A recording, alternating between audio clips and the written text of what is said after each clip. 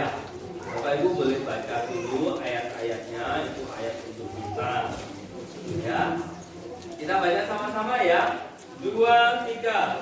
Dibuatkanlah kepala yang mengatakan Tuhan, matanya bukan rasanya adalah Tuhan.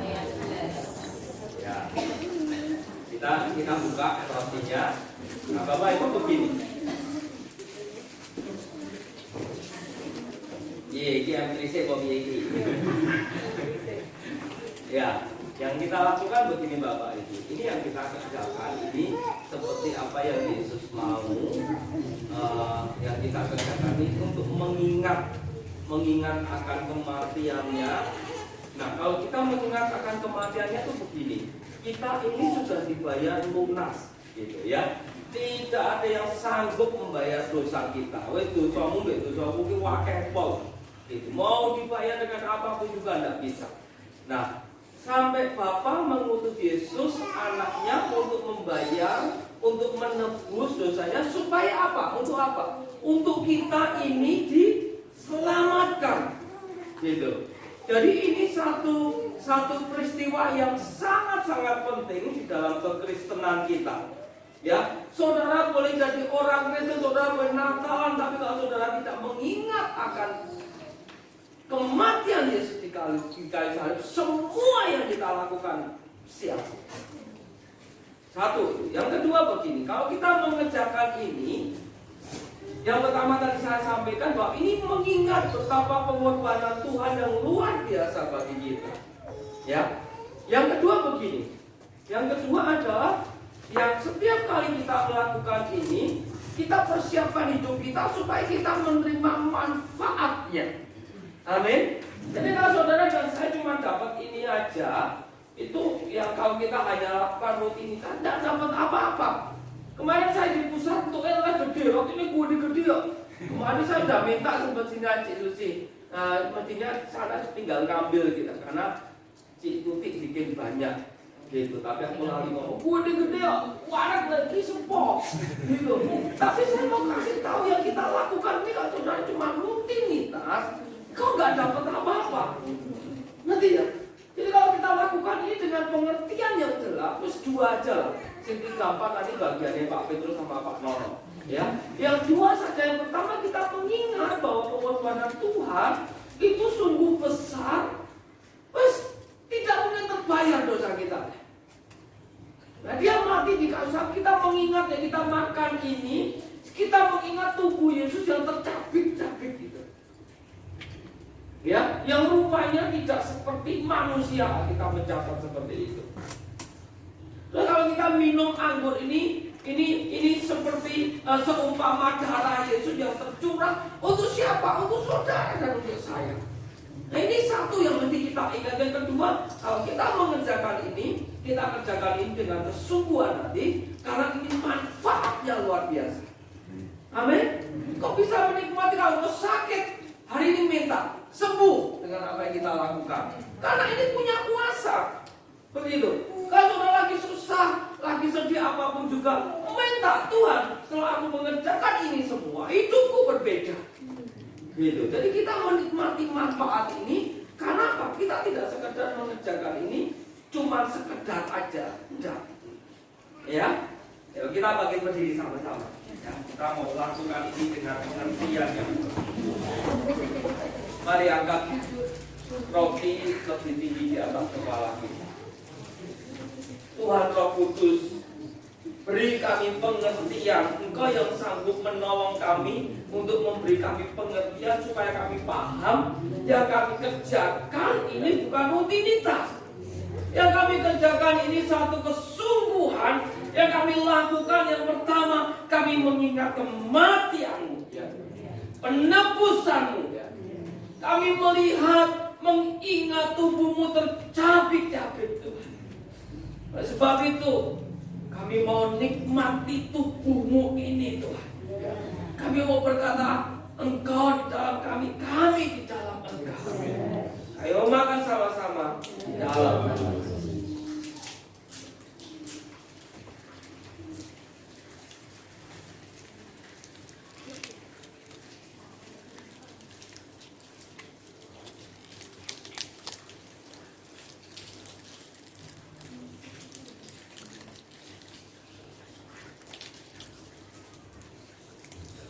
Mari kita angkat anggota tinggi di atas kepala kita.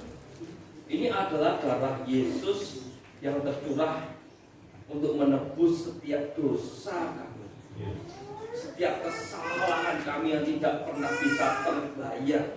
Tapi Yesus oleh darah-Mu menghapus semua dosa kami, menebus semua kesalahan kami. Kami mau menikmati darah-Mu itu Tuhan. Ada yang kami sakit, saat kami meminumnya, kami sudah memakan tubuh-Mu dan kami akan meminum darah-Mu, kami sehat, kami sembuh. Saat ini kami punya problem apapun juga, kami akan mendapatkan solusi yang daripada-Mu. Yang sakit disembuhkan, yang susah dihiburkan. Kami mau nikmati sama-sama di dalam nama Yesus.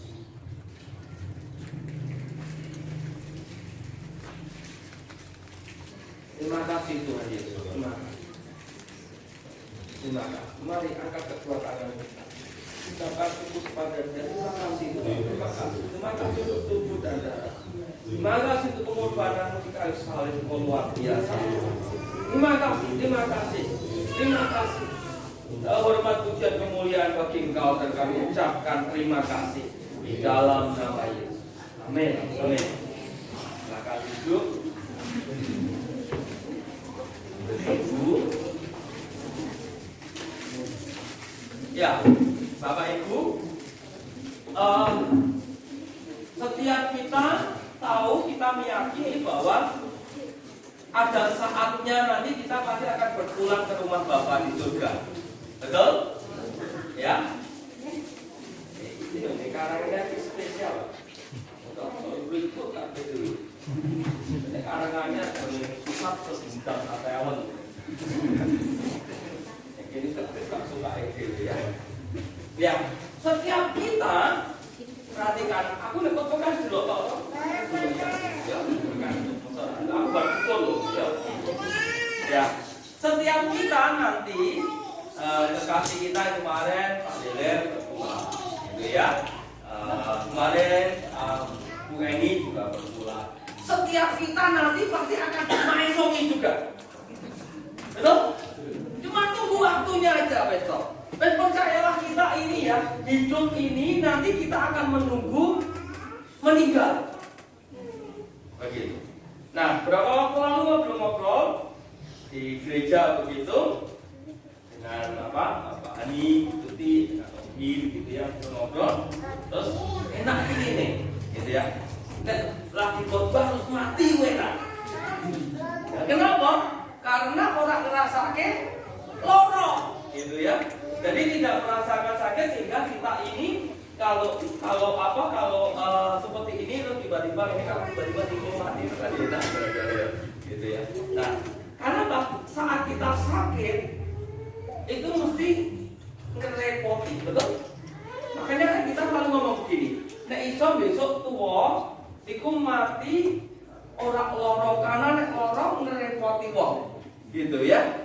Sing ngrasakno loro iku ya ora enak, sing ngrumati iku ya ora enak. Kenapa? Kita menjadi tergantung. Saat saya selesai kecelakaan yang lalu, saya harus bed rest.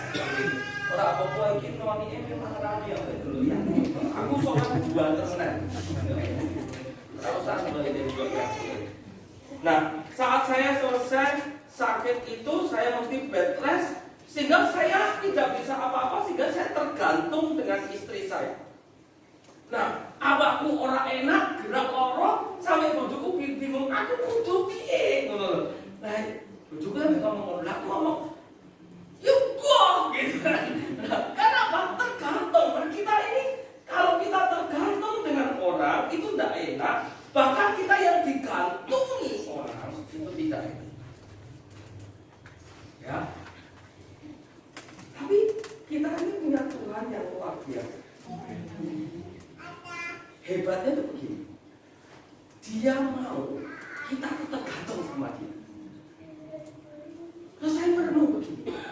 Tuhan kok ngomong? Tuhan ngomong, karena aku menciptakan engkau supaya engkau apa ya maksudnya? Aku menciptakan engkau dan aku tidak mau lepas daripadamu gitu. Ya. Jadi Tuhan pengen kita tuh bergantung seolah-olah orang iso apa-apa gitu. Sehingga ada apapun juga tuh kita mesti takut Tuhan, minta tolong kepada Tuhan. Gitu kan apa? Ketergantungan itu. Ya. Coba kita buka Yohanes 15 ayat 4. Saya mau tunjukkan Yohanes 15 ayat yang keempat. Iya, memang. Iya. Nah, perhatikan itu ya. Baca sama-sama ya. 2, 3. Tinggallah dalam aku dan aku dalam kamu. Ya. Tinggallah, Tuhan ngomong, Yesus ngomong, tinggallah di dalam Yesus dan Yesus di dalam kita. Gitu. Aku sampai gitu. Maka Tuhan tuh cintanya kepada kita tuh kayak sampai dia tuh tidak mau pisah dengan kita. Kira-kira. Ya. Terus lanjut 2, 3. Sama seperti ranting tidak dapat berbuah dari dirinya kalau ia tidak tinggal pada anggur. Demikian juga kamu tidak berbuah jikalau kamu tidak tinggal di dalam aku. Maksudnya gini, akhirnya berkata gini, seperti ranting tidak dapat berbuah dari dirinya sendiri. Saudara dan saya, kalau kita tidak tergantung, tidak bergantung, tidak ada ketergantungan pada Tuhan, gak bisa berbuah. Jadi pasti tergantung ini. Apa sih itu takut dari Tuhan gitu. Ya, kowe nek duwe bojo kira-kira bendino ben menit ben apa takut kowe jengkel ora. Jadi bener nek bojoku kira-kira ya aku sing kapan nek kene. Ngerti maksudnya jengkel. Tapi ini ayat ini berkata apa?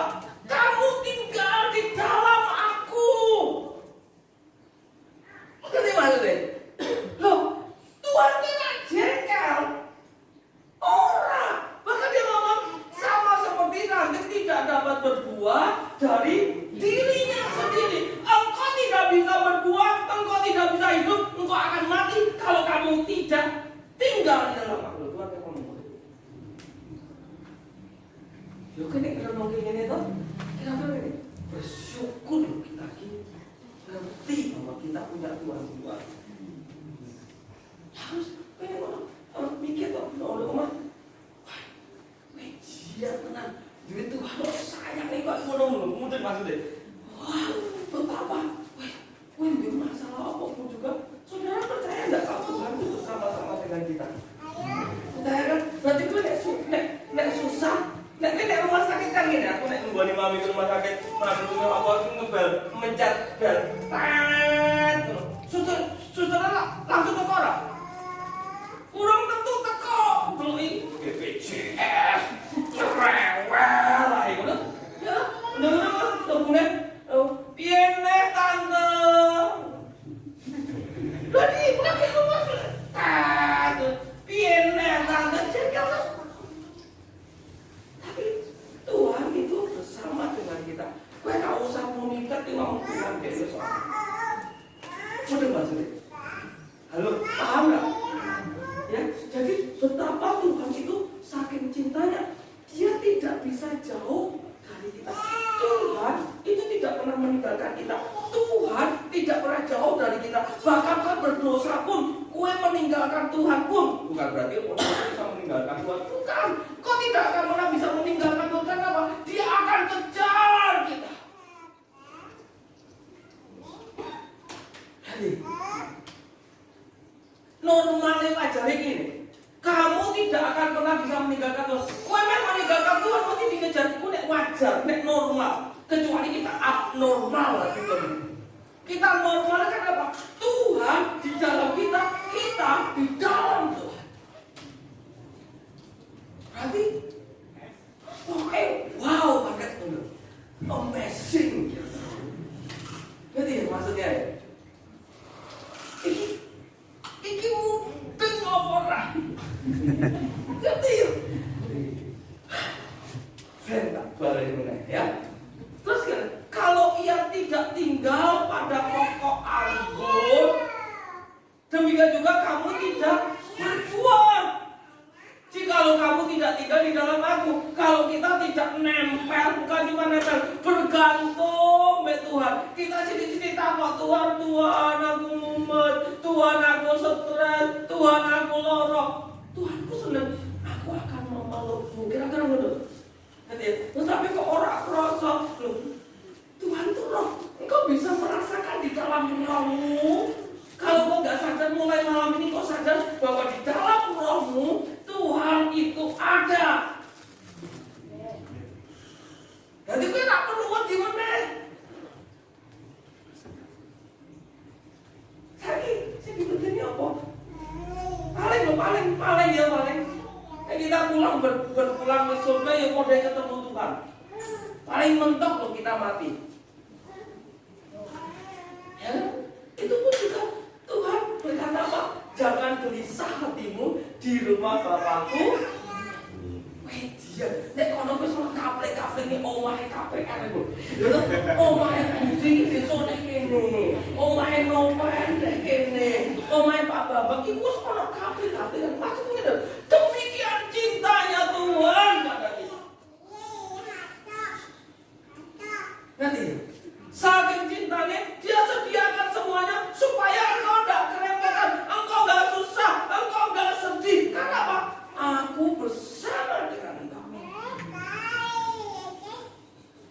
Ayat 5 lebih jelas, ayat 5. Ya, akulah pokok agon dan kamulah ranting-rantingnya. Terus 2-3, barang siapa tinggal di dalam aku dan aku di dalam dia, ia berbuah yang akeh. Baca sama-sama dengan Tuhan. 2-3. Sebab kamu ini loh ayat yang luar biasa.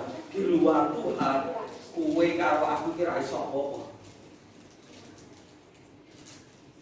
Ya, hari pas omah, pas sadar lagi, pas orang kumat. Kadang kan kumat stres sih, ngamuk-ngamuk, muring-muring gak karuan. Ngapain kau muring-muring? Engkau di dalam Tuhan dan Tuhan di dalam kita, engkau gak perlu takut. Jadi kita menikmati hidup. Kita menikmati dia. Nah, kita tidak seperti ini sih. Sebab di luar aku, kamu gak bisa apa. Kau nek orang kumpul aku kata Tuhan, kau rai sopo, tenang, kau kira iso lebih benar kita iso apa? Kita tidak bisa apa. Kemeling kita, tapi sebetulnya kita tidak bisa karena di luar aku, kamu tidak dapat.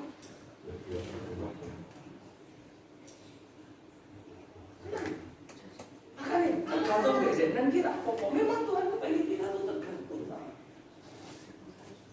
Ini ada artinya luar biasa. Ya. Ibrani 13 ayat 5b. Ya. Ibrani 13 ayat 5b. Ini ayat yang luar biasa. Ya. Karena Allah telah berfirman yang 5b, 5a ya. Janganlah kamu menjadi bawah dan cukupkanlah dirimu dengan apa yang ada padamu. Sama-sama, 2-3. Karena Allah telah berfirman, aku sekali-kali tidak akan membiarkan engkau, dan aku sekali-kali tidak akan meninggalkan engkau. Keren banget. Tepuk tangan buat Tuhan. Dia tidak akan membiarkan kita, dan dia tidak akan meninggalkan kita. Bisa aku eling ini ayat di sekolah minggu. Coba tangan ini ya. Aku sekali-kali tidak akan membiarkan engkau, dan aku sekali-kali tidak akan meninggalkan engkau. Anak sekolah minggu tahu diajari dulu tak? Aku sekali-kali tidak akan meninggalkan engkau. Aku sekali-kali tidak akan meninggalkan engkau.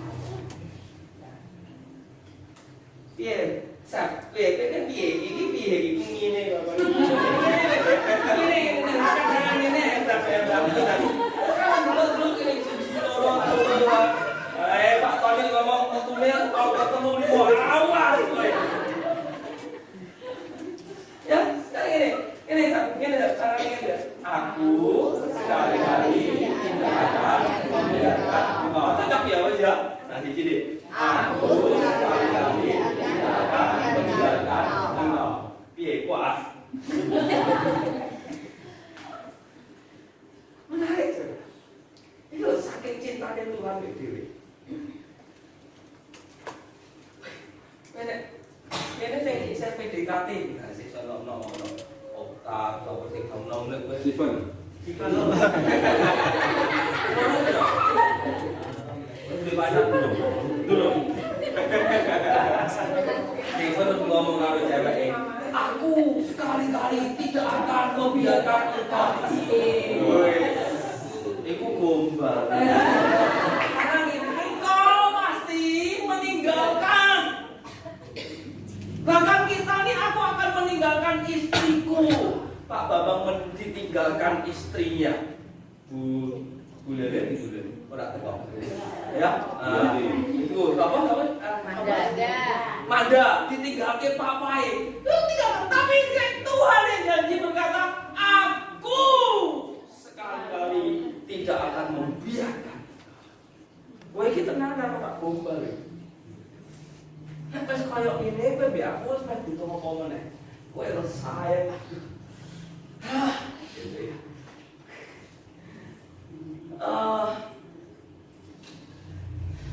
Kita tadi anaknya pejabat itu semua yang ngono mesti meninggalkan kita. Ini Tuhan ini kurang hebat. Aku tadi berkata, aku sekali-kali tidak akan membiarkan engkau. Dan aku sekali-kali tidak akan meninggalkan engkau. Bahkan saat kau berbuat salah pun, aku tetap datang kepada, dan aku tidak membiarkan engkau karena kesalahan. Itu semua membuat kita ini, waduh, kenapa kau so, aduh cintamu bagi aku tuh. Sudah bisa merasakan cintanya Tuhan bagi kita. Wah, itu sangat banget. Kenapa? Loh, kita ini apa sih yang membuat Tuhan mau menebus dosa kita? Itu kelebihan apa sih? Nah, kita ngomong aku mau membalas pengorbanan Tuhan. Apa yang kau dan saya bisa lakukan untuk membalas walaupun sedikit? Tidak bisa. Karena kematiannya itu tidak mungkin kita bisa bayar. Kalau saudara dan saya bisa membayar semua dosa kita dengan perbuatan baik kita, dia nggak perlu turun dari surga. Tapi karena semua yang kita lakukan ini membuat kita ini tidak mampu, bodoh. Kematian dari itu. Makanya saya sampai dengan mati untuk diri. Ini ayat ini bahasa Inggrisnya make sense. Aku sekali-kali tidak akan membiarkan engkau, dan aku sekali-kali tidak akan meninggalkan engkau. Maksudnya tidak usah ngomong, tapi aku punya banyak kekurangan memang. Ya, tidak punya banyak kelebihan. Ya kamu bukan itu. Ya kita memang punya banyak kekurangan apa-apa. Karena memang kita gudangnya semua masalah. Tapi dia berkata, aku sekali-kali tidak akan membiarkan, dan aku sekali-kali tidak akan meninggalkan. Ini kalimat ini sudah ada kunci. Ya, ada kunci. Iya, kunci ini kita perlu ya, bukan? D ini. Ya, kunci nyanyi ngono. Iya, ini aku. Semuanya ini menarik ya. Aku.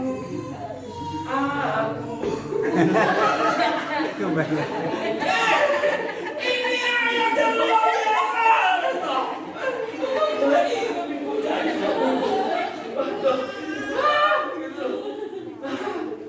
Itu mesti bisa ya. Saya pakai ini dia kami boleh nada nih. Pakai besok berarti ya. Kita berdoa Bapak. Nanti begini, ya. Saya mau di sini ada teman-teman yang biasa melayani, ada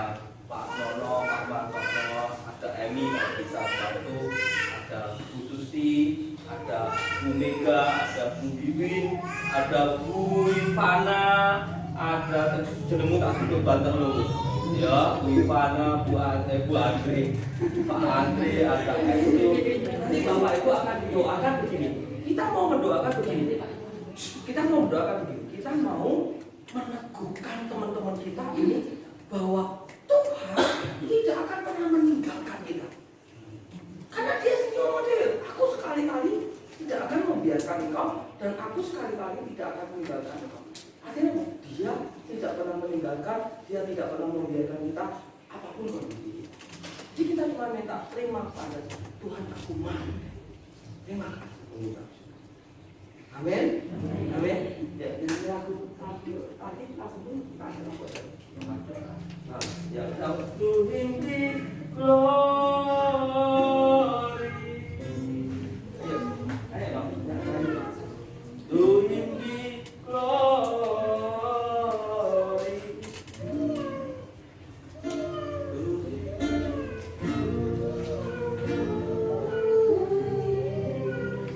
Mari kita tutup mata kita berdoa. To Him be glory forever.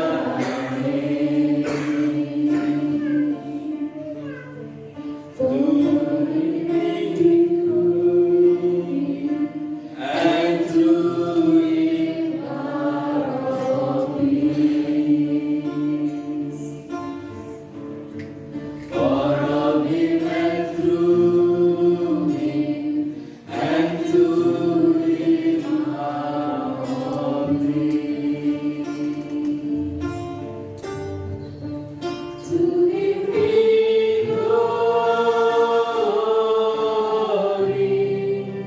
to Him be glory, to Him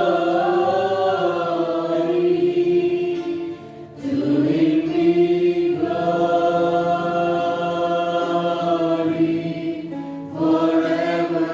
Amen.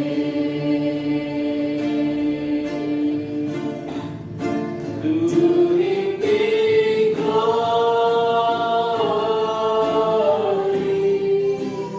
to Him be glory, to Him be glory forever.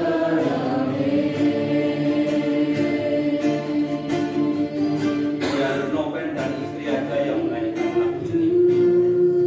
Bapak Ibu, angkat tanganmu tinggi-tinggi, minta kepada Tuhan. Tuhan, aku mau diteguhkan. Aku mau memiliki pengertian betapa sayang dan cintanya Engkau kepadaku. Tuhan, Engkau sendiri yang berkata bahwa Engkau tidak akan pernah membiarkan dan meninggalkan kami. Sekali-kali Engkau tidak akan pernah membiarkan dan meninggalkan kami. Terima kasih Tuhan. Mari Bapak Ibu, Bapak Ibu pelayan bisa tolong bantu doa.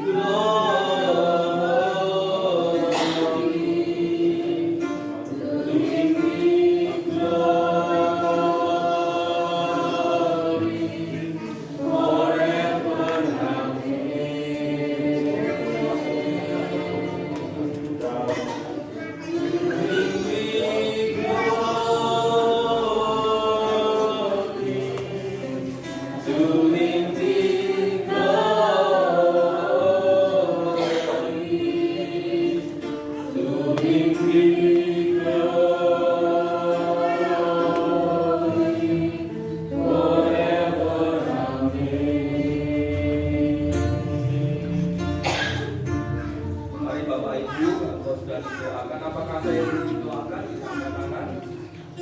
Kita semua kita bangkit berdiri. Jika sudah didoakan, kita bisa bangkit berdiri. Mari angkat kedua tangan kita, terima berkat Tuhan. Saudara-saudaraku yang dikasihi oleh Tuhan, yang dicintainya, dijimatanya, setelah engkau mendengar firman yang daripadanya yang berkata bahwa Dia sekali-kali tidak akan pernah membiarkan engkau, Yesus sekali-kali tidak akan meninggalkan engkau. Terima segala berkat itu, bawa pulang, dan engkau boleh menikmati segala berkat yang disediakan Tuhan.